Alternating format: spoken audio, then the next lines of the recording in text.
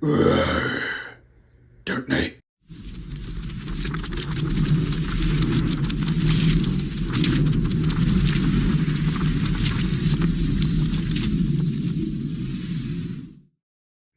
Hey everybody, so coming back with another comic book review. Batman 89, set in the Tim Burton universe, continues after Batman Returns. Billy D. Williams, Harvey Dent, you get to witness his transformation into the villain Two-Face. Another one was Batman meeting his sidekick Robin for the first time as well. And I think they actually had an actor in mind to play Robin at the time, and it was going to be Marlon Wayans, who is going to be Robin. It also features the return of Selena Kyle as Catwoman, and one other, and that's Barbara Gordon, daughter of Jim Gordon. You can tell the artist definitely depicted Michael Keaton for Bruce Wayne, definitely Michelle Pfeiffer for Catwoman, and Billy D's Two-Face. And Billy D's Two-Face is pretty grotesque. Keep an eye out for like Easter eggs. And by Easter eggs, I mean like maybe some other characters. One that I noticed off the bat was Prince dressed as the Joker. Story-wise, it's really good. I would say it's darker than Batman Returns. And Batman Returns was pretty dark for a comic book movie, for any kind of comic book movie. And even to this day, it still holds up in my opinion. What caught me off guard is how deep they went into Harvey Dent's characterization. They gave him a good backstory. He has friends that are sort of like family in this. And I think a lot of the things that are talked about, I think there are some issues and situations talked about in the comic book that reflect nowadays issues when it comes to a side of the city that doesn't have a spotlight. Every city has its own little spot that needs help. That there's homeless, they're in poverty. This has this little backstory where Harvey Dent comes from pretty much nothing and makes something of himself. And I really thought that was interesting. Wasn't expecting that. And then to see him turn into a villain and kind of turn his back on all of that upbringing that made him so noble, that made him a great character as a human, it's pretty tragic just to see him turn into Two-Face. So I think they did a really good job on that, and I mean, I just shake my head because I'm like, man, this would have made a dope movie. There's a lot of fun, I think, panels between Bruce Wayne and Selena Kyle that I'm like, damn, that'd make an awesome scene. I mean, you're picking up where you left off in Batman Returns. The inclusion of Robin, though, I think they did that really well. It kind of reminded me of, if you're a fan of the Spider-Verse movies or know if the other Spider-Man, Miles Morales, it reminds me a lot of that, but more of a kick-ass, hardened version of Miles Morales.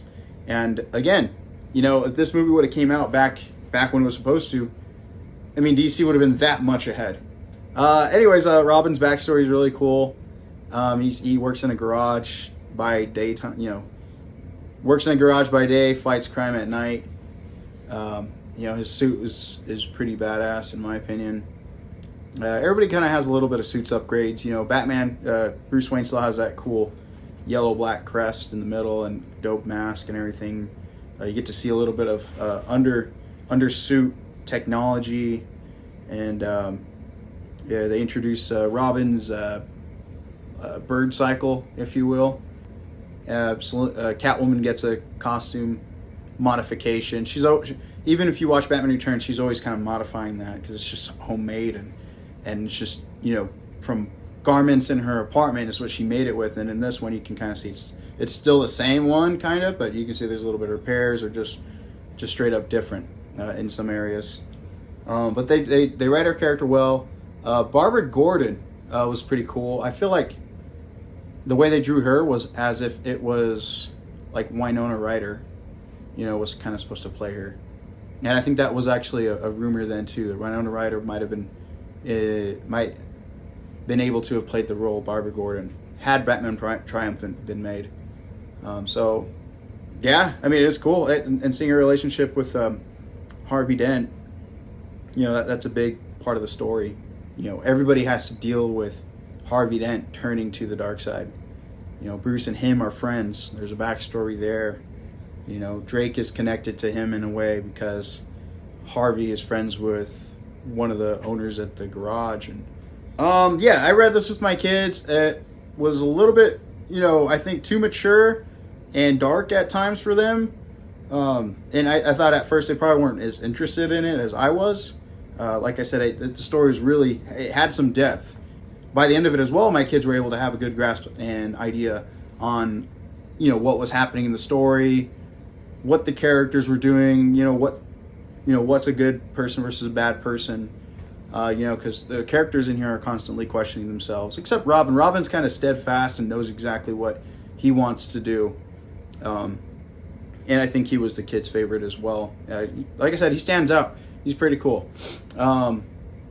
And as far as where this goes, I think there's potential. I know there's a sequel series out too. I'm going to have to rate this story. I'm going to go... Damn, I don't know.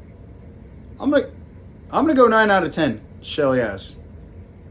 Yeah, out of shellyeahs, I'm gonna go 9 out of 10 shellyeahs because I mean it's a Batman story. It's the Michael Keaton Batman. I mean, you know, the art's good, the story's good.